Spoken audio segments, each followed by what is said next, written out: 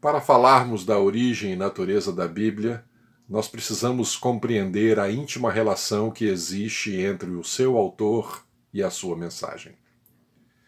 A Bíblia é a palavra de Deus, e a palavra de Deus é Jesus. No princípio era o Verbo, e o Verbo se fez carne e habitou entre nós. E o capítulo 1 de João continua dizendo que através dessa palavra veio a luz e a verdade. No capítulo 6, João diz que Jesus é a verdade. Ele é a palavra. Ele é o Logos de Deus. Foi através desta palavra que os mundos foram criados. A existência veio através desta palavra. Sem ele, nada do que foi feito se fez. É por isso que as Escrituras Sagradas, desde o Gênesis ao Apocalipse, permeia em cada uma de suas páginas a figura de Jesus Cristo. Ele inaugura os atos em Gênesis 1, criando o mundo, e é ele quem, na última página das Escrituras Sagradas, no último capítulo do Apocalipse, é o principal ator. Jesus é esta palavra viva, esta verdade. O que é a Bíblia? A Bíblia é a história da salvação. É a história de como Deus, Jesus, lidou com o pecado. É a história de como ele redime os seres caídos do pecado. É a história de como ele trata com o pecado e a solução que traz para esse problema. Por isso nós precisamos conhecer profundamente a Jesus. A Bíblia não é um livro pura e meramente histórico, mas é a história da redenção. E quem é o Redentor? Jesus Cristo.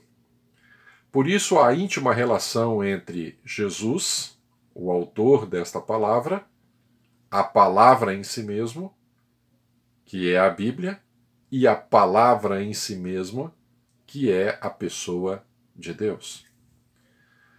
Ora, esse nosso Deus, o nosso Senhor Jesus Cristo, trouxe a mensagem da redenção através das Escrituras.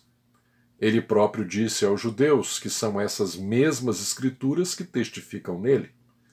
E nós haveríamos de encontrar a verdade nelas e sermos verdadeiramente livres. Só podemos nos livrar do jugo do pecado se nós nos apoiarmos na figura de Jesus. Jesus está em tudo na Bíblia, está em tudo em sua palavra. Por isso nós precisamos conhecê-la.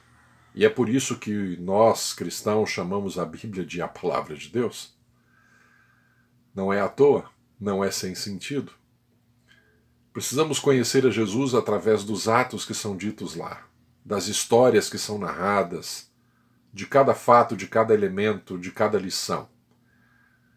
Ao estudarmos profundamente estas lições, nós conheceremos muito mais do caráter dele, seu amor infinito, sua justiça sem precedentes, sua longânima misericórdia. E esse Senhor que nos salva deixou bem expresso através das Sagradas Escrituras seu caráter, seus princípios, sua moral. Você precisa conhecer e estudar profundamente esta palavra para saber qual é o caráter de Deus, qual é o caráter de Jesus. É muito interessante que a gente olhe para as Escrituras Sagradas a partir desse prisma. Não como um livro que traz informações puras e simples. Mesmo as profecias de Daniel e Apocalipse, o livro dos Salmos, a história de Jó, a história dos patriarcas, dos demais profetas, as profecias messiânicas em Isaías, a própria história nos evangelhos da vida de Jesus aqui nesse mundo, a vida dos seus apóstolos posteriormente a isto, as mensagens de esperança, todas elas nos falam de um Deus redentor. Através de Jesus Cristo nós podemos obter a redenção. E sem o conhecimento das Escrituras Sagradas, nós não conheceremos a Palavra de Deus. Para conhecer a Palavra, precisamos conhecer a palavra.